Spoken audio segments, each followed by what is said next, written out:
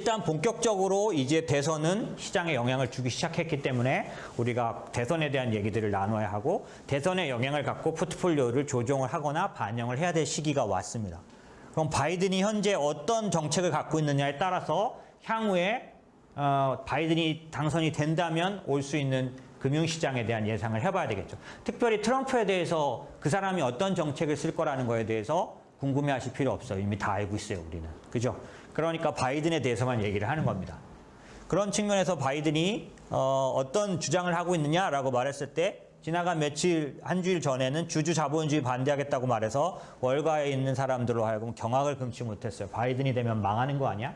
이렇게 생각할 수도 있었는데 사실상은 그렇지 않고요. 보시면 지금 최근에 펜실베니아 유세 때 발표한 내용들이 이런 것들이에요. 보시면 특히 여기서 자유무역이 아니라 보호주의 채택했다는 거. 이거 굉장히 중요합니다. 왜냐하면 바이든은 어떤 사람이냐. 오바마 행정부 때 자유무역주의를 엄청나게 지지하던 사람이고 내세우던 사람이에요. 그런데 이번에는 바로 그냥 보호무역주의를 정해서 말하고 있습니다. 왜 그럴까요? 아까 제가 말씀드린 트럼프 지지층과 똑같은 중요한 지지층의 지지를 받아야 당선이 됩니다. 아까 말씀드린 팜벨트 이런 쪽의 사람들은 보호무역주의를 좋아하나요? 자유무역주의를 좋아하나요? 당연히 보호무역주의를 좋아합니다. 왜? 트럼프를 좋아하는 면 중에 하나가 보호무역주의를 통해서 우리 걸 뺏어간 니네들이 내놔라라고 하는 그 주장을 좋아하는 거예요. 그렇기 때문에 바이든도 바로 받아들여서 보호무역주의를 선택했습니다. 보호무역주의를 선택했다면 이건 어떤 걸 말하는 거냐면 트럼프랑 똑같이 관세 뭐 이런 것들의 시작이고 중국에 대해서 우리가 생각해보면 바이든이 되면 중국과 평화스러워질 수가 있다라고 볼 수가 없다라는 얘기죠. 바이든이 돼도 중국에 대한 무역 분쟁은 계속 될 거라고 보면 되는 거죠. 이런 게 우리 주식시장에서는 중요한 팩트입니다. 바이든이 되면 어떤 변화가 올 것인지라고 말했을 때, 자, 실제 공약과 자세한 내용들은 필요한 부분들은 설명을 드리겠지만 오늘 제가 말씀드리려고 했던 내용은 뭐냐면 정책 변화가 크지 않을 것 같다. 그리고 특별히 우리가 걱정하는 만큼의 큰 변화가 나타나려면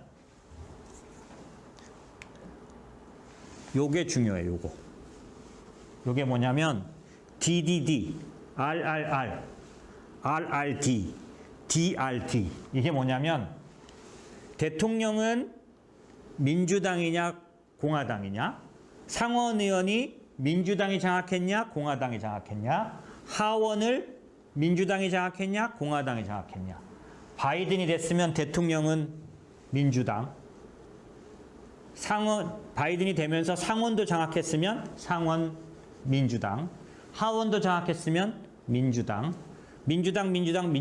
이렇게 되면 바이든은 뭘 할 수 있느냐?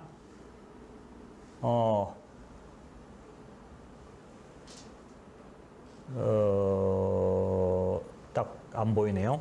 만약에 바이든이 이 상태를 만들면 세율을 올릴 거예요. 법인 세율을. 현재 트럼프가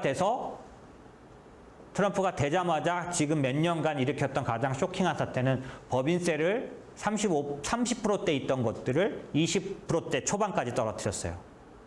그렇기 때문에 미국의 기업들이 매년 100만 불 세금 내던 걸 10만 불만 내게 되거나 20만 불만 내게 되면서 나머지 70만 불이 다 이익으로 잡혔던 거예요.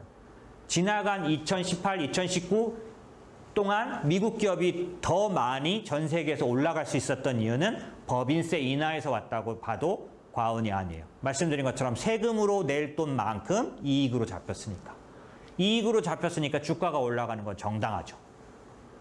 그 일을 했던 게 트럼프인데 바이든은 그렇게 법인세를 해서는 안 된다라고 보는 쪽입니다. 그래서 다시 28%대까지는 올리겠다고 공언하고 있어요. 그런데 여러분이 아셔야 될 더 중요한 문제, 바이든이 공언한다고 되는 게 아니다. 우리가 걱정하는 법인세 인상은 여러분은 걱정 안 하시죠? 월가가 걱정하는 법인세 인상은 이게 다 돼야 가능해요. 그러니까 바이든이 된다고 법인세가 인상될 거라고만 딱 볼 수가 없어요. 왜? 상원을 공화당이 차지해버리면 DDD가 안 되니까. 하원을 공화당이 차지해버리면 DDD가 안 되니까. 다 차지했을 때는 법인세 인상할 수 있어요. 그러니까 경우의 수 바이든이 되고 그 다음에 이 세 가지를 다 장악하고 되고 그러면 법인세 올릴 수 있습니다. 그러면 주식시장에 다소 영향을 줄 수 있겠죠. 하지만 그것조차도 그렇게 심각하지 않습니다. 자, 보세요. 자, 요거는 좀 중요한 표예요. 이 짙은 색깔은 뭐냐면 가능성 매우 높음. 내려갈수록 가능성 낮은 거예요. 차이 없음. 자, 짙은 거 두 개입니다. 첫 번째, 100% 바이든이 돼도 바이든이 됐을 때 일어날 걸로 보여지는 거 첫 번째, 보호무역으로 바뀔 것 같다. 지금 여기서 바뀌지 않는다는 거죠. 두 번째, 파리 기후협약, 그 다음에 재생에너지, 이건 거의 확실하게 일어날 거다. 무슨 얘기예요? 신재생에너지, 기후협약, 이런 식의 정책이 쏟아져 나올 거다. 이건 거의 이견이 없어요. 환경 관련된 기업들이, 환경 관련된 주식들이, 환경 관련된 돈의 흐름이 커질 거는 거의 100% 확실해. 이 두 가지만 확실해. 나머지는 중국, 헬스케어, 세금 뭐 이런 것들은 아까 말씀드린 DDD가 되면 세금 할 수 있는 거예요. 28% 올리겠다라고 하고 있잖아요. 그렇죠? 이런 것들은 그래서 아직은 미지수인 거죠. 헬스케어. 바이든은 누구의 희생을 딛고 지금 트럼프의 상대가 됐냐면 버니 샌더스, 워렌 같은 사람들이 자기 그 자격을 포기하고 중요한 거 자기를 지지하는 사람들이 너를 지지하게 하겠어 라는 힘을 딛고 올라와 있는 거예요. 그러면 그 버니 샌더스나 워렌의 그 포기는 간단하게 내가 당신에게 내 자리 넘겨줄게 이게 아니고요. 자기를 지지했던 사람들의 의견을 어느 정도 네 정책 안에 반영해야 돼라는 말과 같습니다. 이해하셨나요? 무슨 말인지? 그러니까 버니 샌더스의 극강한 그 전격적인 주장을 다소 받아들여야 돼요. 바이든은. 월가가 두려워하는 건 그런 거죠. 특히 버니 샌더스의 가장 극강한 주장이 뭐냐? 메디케어 포 올이라고 해서 전국민 의료보험 제도입니다. 이번에 코로나 때문에 미국인들이 모두 실감했죠. 한국이 좋은 나라라는 거.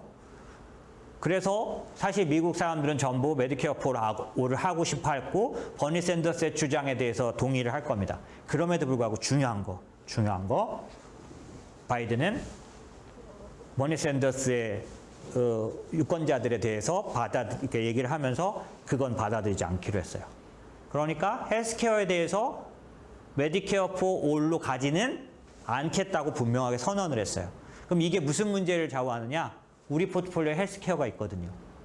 만약에 메디케어 포 올로 갈 수 있다고 하면 저희 관리를 받으셨던 분들은 아실 텐데 2018년도, 19년도 들어와서 버니 샌더스가 부상되고 있을 때 저희는 헬스케어를 포트폴리오에서 일시적으로 뺐었어요. 왜냐하면 버니 샌더스가 대권 주자로 올라오게 되면 틀림없이 헬스케어 주식들이 오랫동안 조정할 거라고 생각했고 실제로 저희가 뺀 기간 동안 헬스케어 주식이 옆으로 갔기 때문에 제 말은 과언은 아니었습니다. 그런데 다시 저희는 헬스케어를 편입했고 바이오를 편입했는데 이유는 버니 샌더스가 포기하고 내려갔기 때문이고 지금 같은 경우에도 만약에 바이든이 버니 샌더스의 유권자 의견을 받아들이는 그 내역 안에 메디케어 올이 있다면 여전히 저는 주의했을 건데 받아들이지 않는 두 가지 중에 하나를 이미 선언을 했기 때문에 헬스케어는 간단히 말하면 그렇게 엄청난 변화가 오지는 않을 걸로 보여져. 그렇기 때문에 저희 포트폴리오는 그냥 유지합니다. 네, 지금 말씀드린 것처럼 대선에 있어서 중요한 건 이런 아주 디테일한 팩트들이에요. 어떻게 될지 모르는 것도 있고 확실한 것도 있어요. 확실한 것만 근거해서 포트폴리오를 가져가고 어떻게 될지 모르는 것들은 어떻게 될까요? 대비를 하거나 혹은 지켜보거나 해야 되는 부분들인 거죠. 현재 포트폴리오에서 저희가 볼 때 저희 포트폴리오에서는 중요한 결정이 헬스케어였는데 이 부분은 저희가 유지한다. 또 하나 앞으로 포트폴리오에 편입을 할 때 정말 많이 반영해야 될 요인이 환경, 신재생에너지, 바이든이 된다면 확실히 그쪽은 분명하게 의미를 갖게 될 테니까. 그러면 이 부분은 지켜보다가 편입을 해야 된다면 해야겠죠. 그렇죠? 그래서 그렇게 하면 여러분들은 어떨지 모르지만 저는 편입해야 될지 모른다고 생각하면 리스트를 작성해 놓습니다. 편입을 해야 될 때 아까 ETF도 여러 개 중에 뭘 선택하는 조건들이 있다고 그랬잖아요. 그런 조건들을 다 따져서 편입을 한다면 뭘 해야겠다. 그 안에 뭐가 있기 때문에 얘를 해야겠다. 이런 것들을 미리 정하고 준비합니다. 물론 저희 포트폴리오 안에 환경과 신재생 에너지 관련된 포트가 있어요. 근데 이제 그 부분을 늘릴지 이런 부분들은 그런 결정을 하게 됩니다. 그 다음에 이 테크 산업 규제. 이거 이제 마지막 제 주제입니다. 뭐냐면 독점, 반독점에 대해서 바이든은 어떻게 생각하느냐 라는 건데 이것도 아주 과격한 의견을 가진 사람이 워렌이었어요. 워렌은 어떤 의견을 갖고 있냐? 빅텍 해체시켜버려야 된다. 이게 워렌의 주장이에요. 그런데 아까 말씀드린 것처럼 바이든은 워렌의 유권자도 받아들였어요. 흡수한 거예요. 워렌의 의견을 받아들여야 됐었기 때문에 이것도 저한테는 굉장히 중요하게 생각했는데 보시는 것처럼 바이든은 반대했습니다. 안 받아들이기로 한 거죠.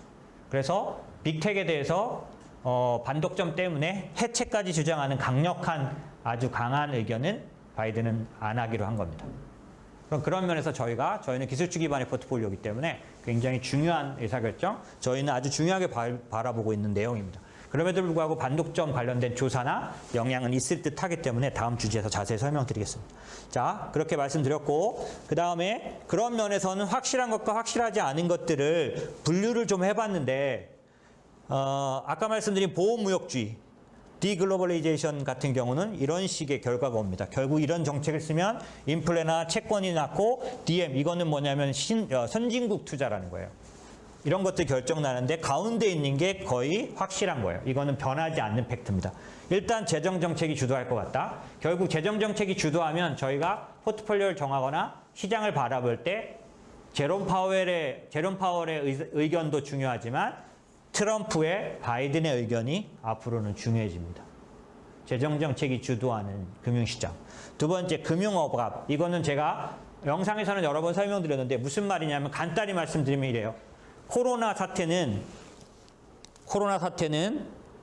죄송해요. 이게 시계가 없어서 코로나 사태는 과거의 경기 침체하고 다른 성격이에요. 어떤 성격이냐면 과거의 경기 침체는 경기가 점점점 슬로우 다운 할 때 그 경기 침체를 먼저 반영한 주가 지수가 빠지기 시작하는, 그래서 지금 코로나처럼 40%대 50%대 빠지는데 예전에 금융 불황 때는 언제나 2년 이상 걸렸어요.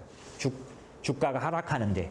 그런데 이번에는 단 2달 만에 40%, 2달이 안 되는 한 달 만에 40%를 떨어졌죠. 이유가 뭐냐면 점차적으로 경기가 나빠지는 거를 주식시장이 반영한 게 아니라 코로나 바이러스로 인한 코로나 위기의 독특한 특성, 뭐냐면 락다운 위기예요. 락다운 위기는 어떤 쪽이냐면 계속 말씀드리죠. 머릿속에 기억해 놓으세요. 인컴 쇼크라고 합니다. 전형적인 인컴 쇼크로 인한 불황이에요. 인컴 쇼크로 인한 리세션이에요. 그렇기 때문에 인컴 쇼크로 온 거라 말씀드린 것처럼 뭔가 경기가 서서히 슬로우 다운하는 게 아니라 수입이 없어져서 일시적으로 강하게 나타난 불황이기 때문에 첫 번째 릴리프, 이 해결은 인컴을 넣어주는 거예요. 강제로. 이게 가장 강력하고 분명한 해결인 거예요. 그래서 지금 우리가 겪은 것처럼 여러분이 다 받으셨죠? 재난지원금. 예, 과거에 없는 경기 부양 방법이에요. 인컴 쇼크이기 때문에 인젝션 자체를 인컴으로 해주는 겁니다. 자, 그러면 그거 이해했어요? 그리고 인컴 쇼크니까 당연히 경기 침체로 인한 거 아니까 슬로우 다운한 게 아니라 급격히 빠졌으니까 급격히 올라가는 건 그냥 받아들이세요. 너무 이상하게 생각하지 마세요.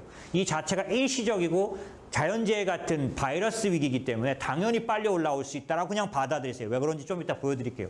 정상이에요. 여기까지 빠르게 올라오는 거는. 마음에 자꾸 이상하게 생각하지 마세요. 자꾸 이상하게 생각하니까 뭐만 올라도 두렵고 들어가기도 어렵고 계속 그런 마음이 드는 거예요. 지금까지 올라온 거 정상입니다. 왜? 인컴 쇼크이기 때문에. 자, 그럼 두 번째. 하지만 이게 해결됐냐? 전혀 해결되지 않았어요. 왜? 인컴을 인젝션해서 부도를 막아놨을 뿐이에요. 그런데 여기서 만약에 빨리 해결이 되면 이건 넘어가는 거예요. 바로 그냥 V자 반등이고 바로 경기는 반등해요. 그런데 그렇게 되지 않을 수 있는 팩트가 있어요. 뭐냐면 지금 미국에서 나타나는 거예요. 경제 재개를 했더니 세계 주에서는 예전보다 더 많이 나오고 있는 중이에요. 이거 괜찮습니다. 아직까지. 중요한 팩트가 있어요. 사망률. 사망률이 올라가지 않으면 숫자 늘어나는 건 전혀 주식시장에 영향을 주지 않아요. 왜? 생활에 관련된 문제이기 때문에 죽지 않기 때문에 옛날에도 폐렴으로 죽은 숫자가 지금 코로나보다 죽은 숫자가 더 많았다. 이런 얘기들이 통하는 거죠. 그런데 만약에 사망률도 올라간다면 이번 주말까지 보도는 사망률도 올라가기 시작했어요. 만약에 그렇게 되면 인컴 쇼크를 인젝션해서 막아놨는데 부분적으로라도 또 다시 셧다운 해야 되잖아요. 그러면 돈이 더 필요해요? 덜 필요해요? 더 필요해요. 이제부터 중요한 겁니다. 이제부터는 늘어나는 상황, 코로나 사태 기간만큼 지금 들어간 돈만큼의 돈이 더 들어가야 되는 사태가 올 수도 있어요, 없어요? 있어요. 올 수도 있다면 이제부터 우리가 봐야 할 건 뭐냐면 나라로 보면 이 돈을 끌어다 넣을 수 있는 나라가 있고 아닌 나라가 있다. 구별해야 되는 거. 두 번째, 기업으로 보면 연장돼도 이게 부도로 가는 회사가 있고 오히려 이익이 되는 회사가 있다. 구별해야 되는 거예요. 이게 인컴 쇼크이기 때문에 아주 심플해요. 견딜 수 있는 나라, 돈을 계속 찍어서 넣고 정책적으로 버틸 수 있으면 이 위기는 반드시 살아나는 위기예요. 알지도 못하는 이유로 슬로 다운하고 돈을 풀어도 반응도 잘 없는 그런 침체가 아니에요. 이건 돈을 풀면 나타나요, 그냥 결과가. 그러니까 우리가 심플하게 볼 수 있는 거예요. 돈이 충분한 나라, 찍어댈 수 있는 나라, 그래도 부작용이 없는 나라는 믿고 투자해도 되는 거예요. 두 번째, 이런 사태가 와서 힘들어져도 이익이 충분히 보완될 수 있는, 이럴 때 더 돈을 벌게 돼 있는 구조의 기업은 천정 뚫고 올라가도 버블 아닌 거예요. 다소 버블은 매번 나타나죠. 버블이죠. 왜냐하면 지금 이익보다 주가가 더 빨리 올랐으니까. 테슬라 버블이에요.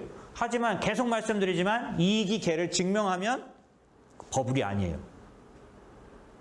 그런 것처럼 우리가 기업을 구별할 때도 마찬가지로 이익이 더 길어지고 더 심각한 상황이 와도 이 상황에서 부도로 갈 것이냐.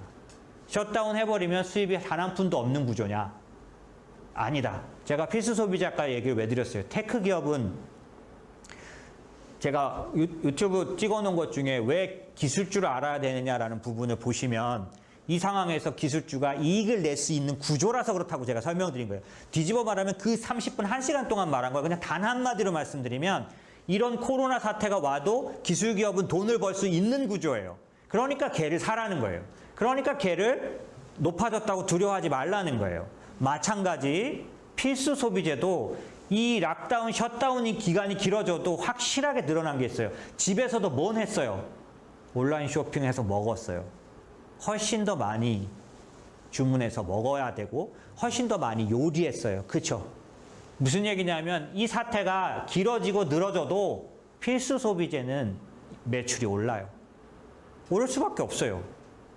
그렇기 때문에 만약에 우리가 기업을 사놔야 된다면 필수 소비재 기업을 사놨을 때 부도로 가는 길이 아니에요. 그거는.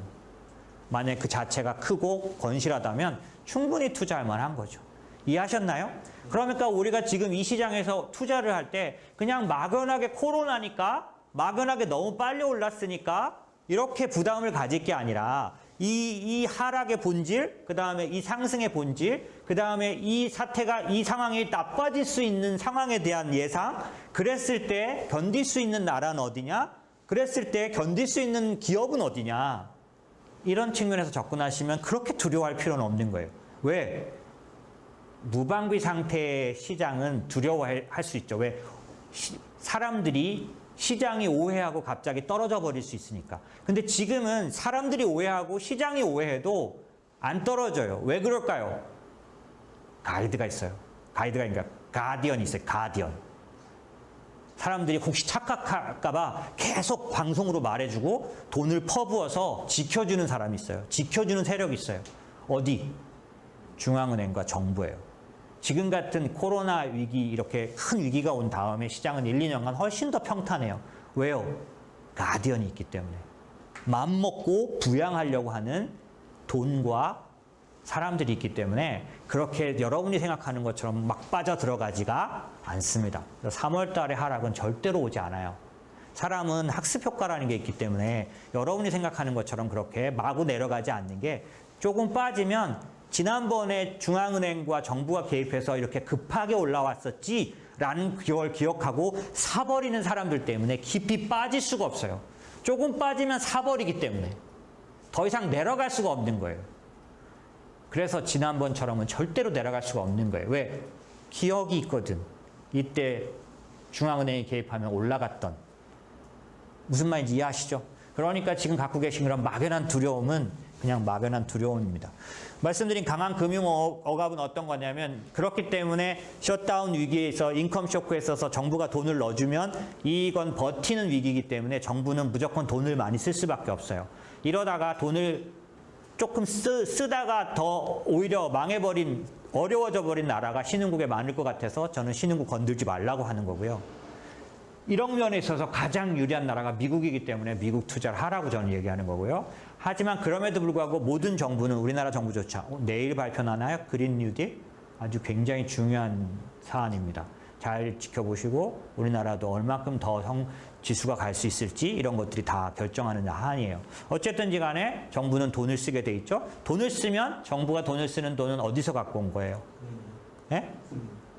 은행? 세금? 정확하죠. 정부는 세금을 갖고 오는 거예요. 근데 지금 세금이 더 거칠까요, 과연? 채권 발행해서 부채로 만들어진 자금이에요. 지금은 다 어렵기 때문에 걷어들일 것도 별로 없어요. 이 상황에서 걷어들이는 거는 부동산 쪽이려나 우리나라는 잘 모르겠네. 어쨌든지 간에 걷어들이면 안 돼요, 지금은. 그죠? 이런 상황인데 돈을 쓰려면 찍어야 돼, 채권을. 그쵸? 어쨌든 그게 채권을 찍지만 그 채권이 제로 금리가 아니잖아요. 이자가 있는 채권일 거 아니에요. 그럼 그 이자를 정부도 갚아야 돼요, 안 갚아야 돼요? 갚아야 돼요. 그러면 지금 이 일을 지속하는 데 있어서 정부가 부채가 산더미같이 늘어나 있는데 만약에 중앙은행이 이자를 높게 매겨버리면 정부가 갚아야 될 돈이 커져요, 작아져요? 커져요. 그러니까 중앙은행이 정부를 부도 안 내게 하려면 이자를 낮춰줘야 되겠어요, 높여줘야겠어요? 낮춰줘야 되겠죠. 그렇기 때문에 앞으로 몇 년간 각국의 중앙은행은 금리를 높일 생각이 별로 없어요. 그게 금융 억압이라는 말이에요. 금리는 높아지지 않아요, 쉽게. 그 다음에 공격적 QE, 돈을 푸는 거, 이 세 가지는 확실한 팩트라는 거죠. 그럼 우리 같은 투자하는 사람들은 이 세 개의 팩트가 만났을 때 어떤 자산이 올라가는지를 고민해서 그쪽 자산을 사놓는 겁니다. 이해하시죠? 투자라는 게 그런 거예요. 그래서 지금 말씀드린 그런 영역들이 우리에게 중요한 관심사다. 자, 그런데 이번 선거에서 오히려 앞에 말한 것들보다 훨씬 더 관점이 될 중요한 관점 포인트를 하나 말씀드리려고 해요. 그게 뭐냐면 잘 들으세요. 굉장히 중요한 얘기입니다. 인컴 쇼크로 인해서 쇼크를 받았고 돈을 넣어서 부도가 안 나고 유지는 될 수 있지만 인컴 쇼크라는 게 일자리를 잃어서 생긴 거거든요. 일자리라는 거의 특성을 알아두셔야 돼요. 실업률은 읽어보세요. 올라갈 때보다 내려올 때 더 오랜 시간이 걸려요. 실업률이 올라가는 건 실업이 많아지는 거예요, 적어지는 거예요? 많아지는 거예요. 실업률은 높으면 나쁜 거예요. 낮으면 실업률이 낮으니까 취직자가 많은 거예요. 자, 잘 보세요. 실업률은 올라갈 때보다 내려올 때 더 오랜 시간이 걸림. 중요합니다. 무슨 얘기냐면 인컴 쇼크로 정부가 돈을 넣어서 버티지만 실업률이 매우 높아졌죠? 얘가 어떨 때 더 오래 걸려요? 내려올 때. 무슨 말이에요? 실업자, 그 다음에 실업률, 이거는 쉽게 회복되지가 않는 특성이 있어요. 결국 그러면 생각보다 실업률은 뚝뚝 떨어지지 않을 거라는 거예요. 자, 이게 연방준비제도가 내놓은 예상이에요. 2020년도에는 실업률이 9.3일 거다. 이거 우리 모두 받아들여요. 그렇죠? 코로나가 지배했던 시간이니까. 2021년에 좋아진 게 6.5일 거라고 보는 거예요. 참고로 아셔야 될 게 있어요. 코로나 이전에 3.5. 역사상 최고 좋은 실업률이었었어요. 얘를 되찾는데 3년이 지나도 안 떨어질 거라고 보는 거예요. 이게 중요해요. 왜 중요하냐? 실업률이라는 건 무슨 얘기냐면 누군가 직장을 잃었다는 얘기예요. 누군가 정부가 보조해서 인컴을 보조해 줬을 뿐 이때까지 계속 보조해 줄 수가 없어요. 지금도 그 보조금이 떨어질만 하기 때문에 트럼프가 7월 말까지는 두 번째 돈 쏴줄 수 있는 정책을 내놓겠다고 발표하고 있잖아요. 돈이 다 이제 소진됐어요. 그죠? 그거 얼만큼 더 계속 넣어줄 수 있겠어요? 앞으로 2년, 3년 계속 못해요. 그럼 누군가는 일자리를 얻기 때문에 그 집안의 아이들, 식구들은 힘들어진다는 얘기죠. 그죠? 더 이상 정부 보조로 살 수는 없잖아요. 그죠? 그런 문제가 느리게 오랜 시간 동안 실업률이 회복되는 게 가지고 올 결과는 주식시장은 끄떡없이 계속 올라가겠지만 그거에 따라 자기가 일자리를 얻는 건 아니라는 거. 그럼 일자리를 얻지 못한 사람들에게는 무슨 일이 생길까? 소득 불평등에 대한 트러블이 생깁니다. 소득 불평등에 대해서 이슈가 제기되기 시작해요. 소득 불평등이라는 게 자기 직업을 잃었기 때문에 기본적으로 그쪽은 점점 상태가 안 좋아지겠죠. 근데 주식시장은 많이 올랐고 이걸로 인해서 빈익빈 부익부에 대한 그런 부분들 자 보시면 파란 선이요. 상위 10% 소득 점유율. 미국에서 제일 잘 사는 사람들 10%가 옛날에는 20년대, 30년대에는 46%에 됐던 거예요. 그러면 10%가 46%를 차지했으니까 빈익빈 부익부가 심한 거죠. 그러니까 사람들이 트러블을 일으켜서 정부가 이걸 반영하기 시작해서 한창 떨어졌을 때는 30%대까지 떨어뜨린 거예요. 10%가 30%만 갖고 있으니까 중산층도 많았다는 얘기죠. 결국 미국은 이때가 중산층 시대예요. 아메리칸 드림의 본격적인. 지금 어때요? 또다시 상위 계층이 대부분의 부를 갖고 있어요. 소득 불평등이 심화됐다는 얘기죠. 그렇죠? 그러면 이때와 같은 정책이 나올 수밖에 없는 거예요.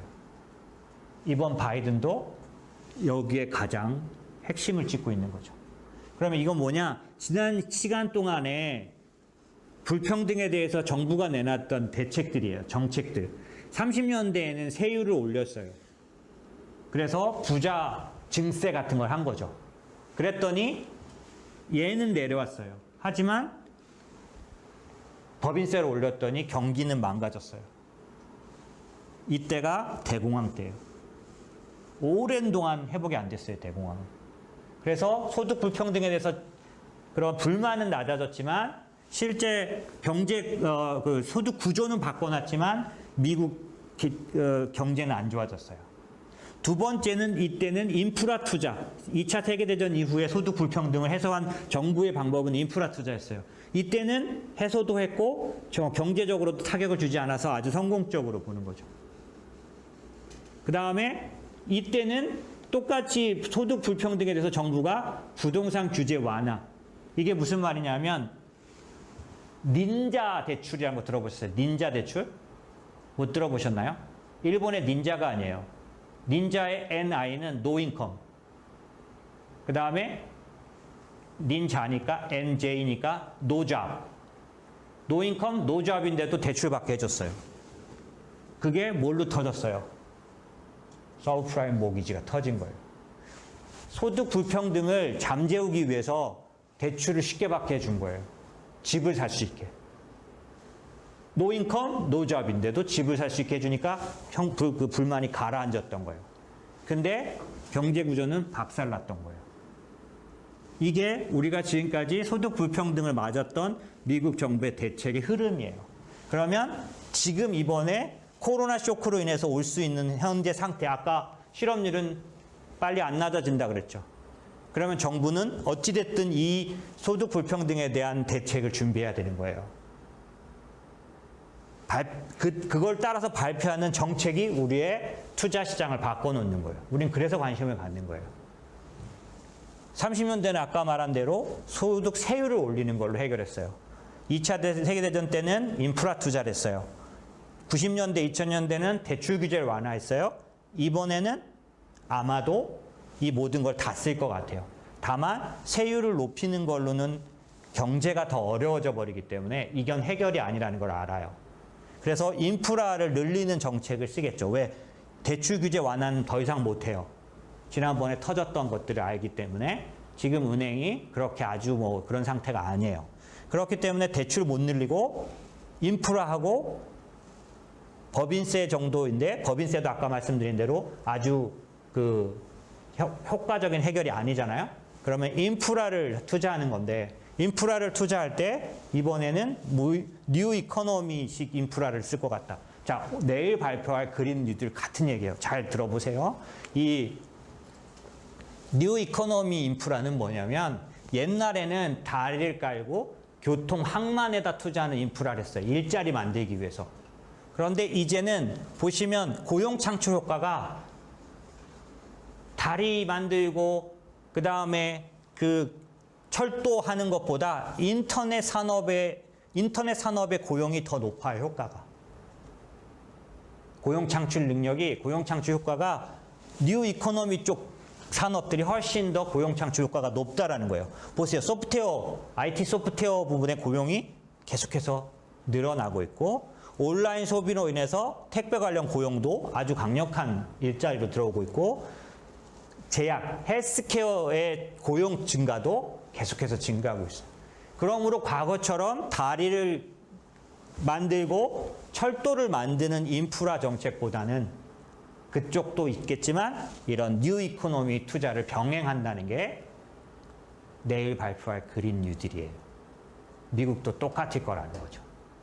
그 다음에 소득 불평등 완화는 어떤 거냐면, 사실상 이 소득 불평등은 어디서 오냐면 좀 미안한 얘기지만 고졸자 대졸자를 따지는 거죠.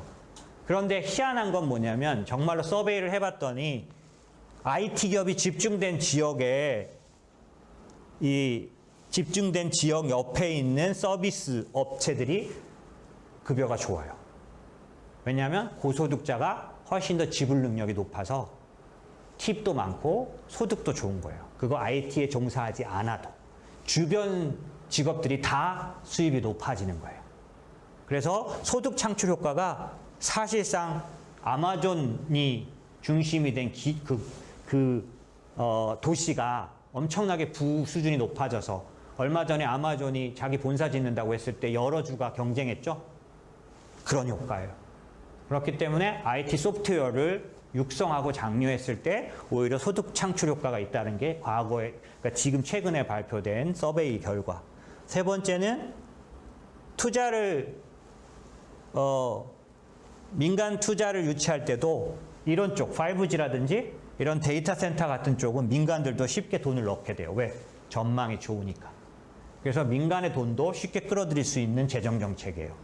그렇기 때문에 미국은 민주당 지금 이번에 인프라 투자 계획 발표한 거 보면 예전에 육상, 해상교통 다 학교 보육 다 들어가 있지만 여기에 통신과 친환경 에너지가 들어가 있다는 거를 저희는 주목합니다. 특별히 친환경 에너지가 들어가 있기 때문에 우리는 테슬라를 다르게 봅니다. 지금 테슬라가 말도 할 수 없게 올라가고 있는 중이에요. 이 모든 자동차 기업을 합친 것보다 더 커요. 그 정도 시총에 나머지 자동차 기업과는 다르게 올라가고 있죠. 올라간 거 보세요. 테슬라는 이런 상태죠. 그런데 지금 테슬라를 투자해도 됩니까? 내지는 테슬라를 투자해도 됩니까? 아무도 안 물어볼걸요? 이미 투자할 수 없는 걸 아니까. 하지만 왜 투자하는 사람들은 투자할까요? 아까 말씀드린 것처럼 향후의 인프라 정책 안에 틀림없이 신재생 에너지에 관련된 부분이 클 수밖에 없고 그중에 전기차 부분은 아주 높을 수밖에 없기 때문에 앞으로 2년, 3년 뒤에 일어날 인프라 투자까지 생각을 했을 때 일자리 정책이거든요. 이게 뉴딜이에요. 그린 뉴딜은 환경 정책이 포함된 뉴딜이라고 해서 그린 뉴딜이라고 하는데 이번 뉴딜, 한국의 뉴딜도 마찬가지, 중국의 뉴딜도 마찬가지, 미국의 뉴딜도 마찬가지 전부 다 친환경 관련된 투자가 포함되어 있습니다. 그렇게 말했을 때 친환경 주자 1등 테슬라라서 그래서 테슬라는 계속 올라가는 거고 여러분 테슬라에 지금 1,500불 넘었기 때문에 손도 못 대실 것 같으면 2차전지, 한국의 2차전지 ETF가 있어요. 예, 한 10,000원 정도 하죠. 예, 이건 살 수 있을 것 같은데 저라면 추천하고 싶어요. 차라리 아까 제가 말씀드린 지금 테슬라를 추천하고 그러니까 테슬라를 뜬금없이 요즘 올라가서 추천하지 하는 게 아니라는 건 이해하셨죠? 이 계속 히스토리 설명드렸잖아요. 제가 테슬라를 좋게 보는 이유예요. 제가 뭐 버블맨이 아니고 의미가 있어서 그런 거고 그걸 우리는 지금 저희 포트폴리오 안에 테슬라가 있으니까 당연히 향후에 투자할 때 테슬라를 어떤 식으로 더 넣을 수 있는지도 생각하겠지만 그게 힘들다면 적어도 한국의 2차전지 ETF 정도는 투자할 수 있다. 저희는 그렇게 생각합니다.